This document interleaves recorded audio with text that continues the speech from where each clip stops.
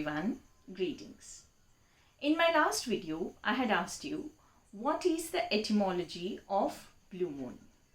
Well, etymologically, blue moon is that full moon which appears for the second time in a calendar month.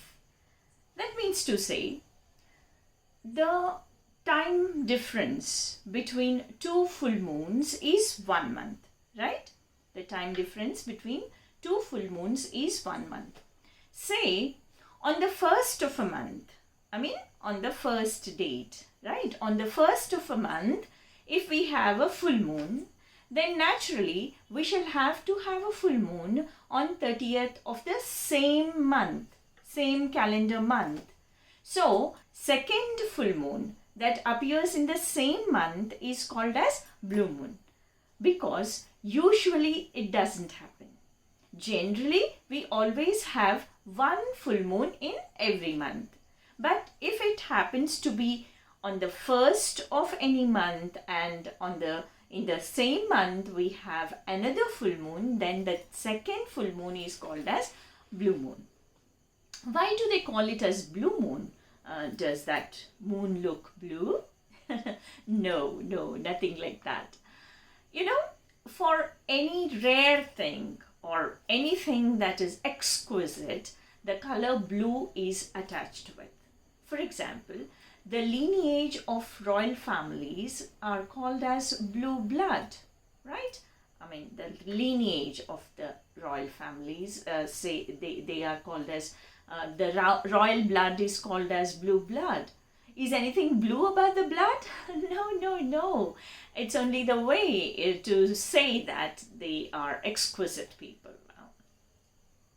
Like, that was the way in which they used to say, so to say. So, blue moon is the rare occurrence. It doesn't happen generally. Therefore, if we get two moons in same calendar month, the second, two full moons. Moons too, almost we have. But then if we get two full moons in the same calendar month, the second full moon should be called as blue moon. I hope I made this point clear. Anyway, many of my viewers have given the comment that in 1883, there was a volcanic eruption in Krakatoa. So that, due to that, because of that volcanic eruption, what had happened was for 2-3 years, the moon looked blue. So they considered that phenomenon as blue moon. No, it is not that. That had happened, that occurred because of volcanic eruption in 1883. But the etymology, from where this idiom blue moon has originated, is what I have told just now. So the ones who have given me the correct answers are Geeta, Kashinath, and Nivedita, Deshmukh. Congratulations to both of you.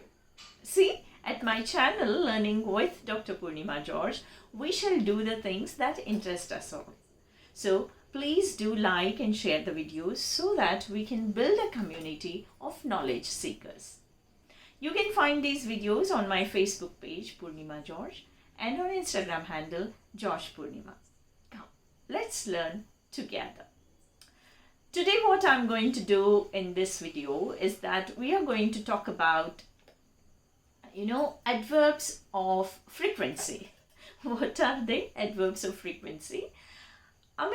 We make use of many adverbs to talk about what kind of possibility or probability is there of that action to complete or to happen. For example, we use the words like rarely, occasionally, hardly, never, etc. Right? So we are going to look into all these words and then try to find out what probability of action do we have associated with these adverbs. So I call them as adverbs of frequency. Let's begin with the adverb never. When we say something like this, she never comes to see you, that means the person in question is not going to come to see you ever. That means there is 0% possibility of her coming to see you, right? So when you say never, that means it is not going to happen. It will never happen. That way it is. The next word is hardly ever or hardly. For example, Darcy hardly ever spoke to Elizabeth.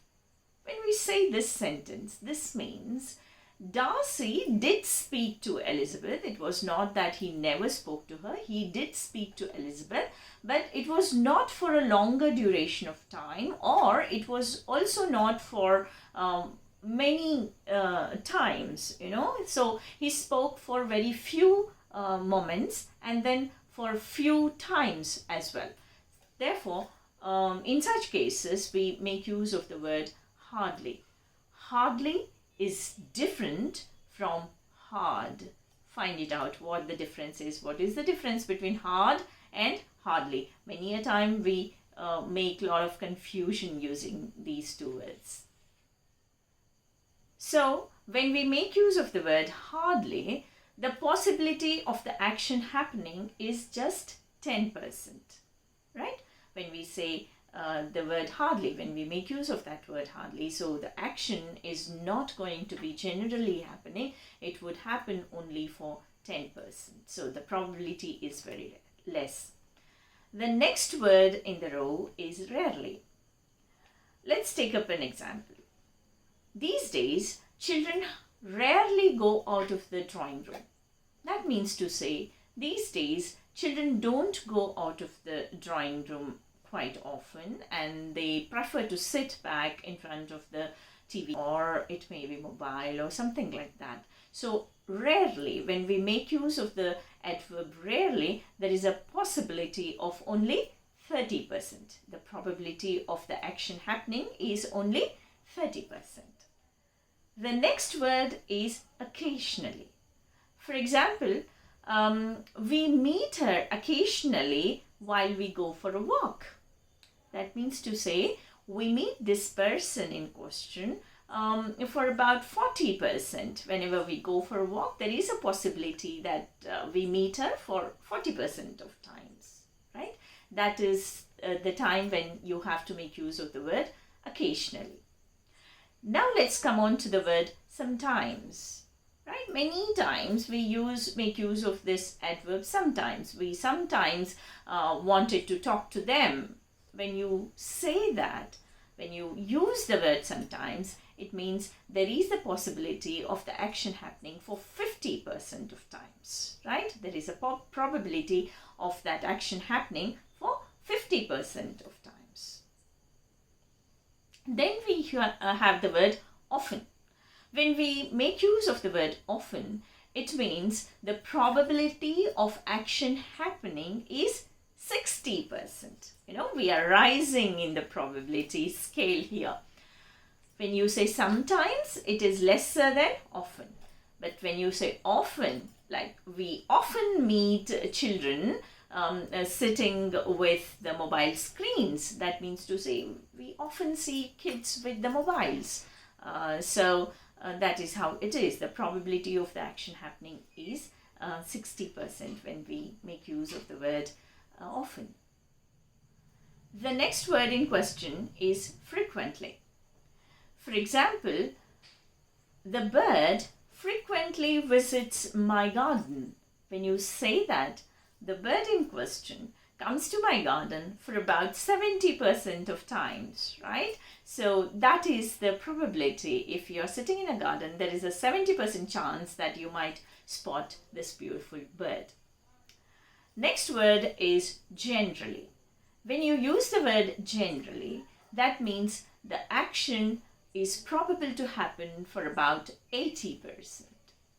For example, we generally find old people in the garden in the evenings. That means to say, generally, there are old people sitting in the garden and having a good time around in the garden.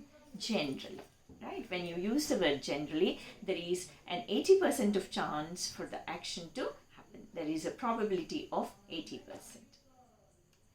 The next word in question is usually. When you make use of the word usually, it means the action happens for about 90% of the times. For example, usually in summer we eat a lot of mangoes, right? We eat a lot of mangoes usually in summer.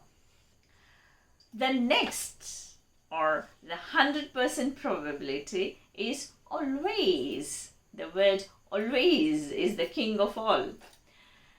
So when you make use of always in your sentence as an adverb, it means it is a 100% chance that the action is going to happen or action has happened or whatever. For example, I always had a dream that I should have a beautiful library. Yes, that had been my dream. I always had this dream. I always dreamt of it. Now, I have made my dream come true. You can see my library. I have gotten a small library for myself done. Thank you for being there for me, in my journey of learning and teaching and things like that. So when you use the word always, that means it is going to happen for sure. That is what it is. As we come to the end of today's video, I want to pose this question to you. See, as we began this video today, we spoke about the Krakatoa eruption of volcanic eruption, right? Because of which there was ash and dust and all that happened. And for about 3 years, the dust took to settle down. Because of that eruption, the island as well as the archipelago got disrupted, got damaged. Now my question is, what is an archipelago? Do we have any archipelago in India? Well, send your answers in comment section. Until we meet you again, please do take care of yourselves and spread happiness and knowledge by sharing my videos, of course. This is Dr. Poornima George taking leave of you. Thank you.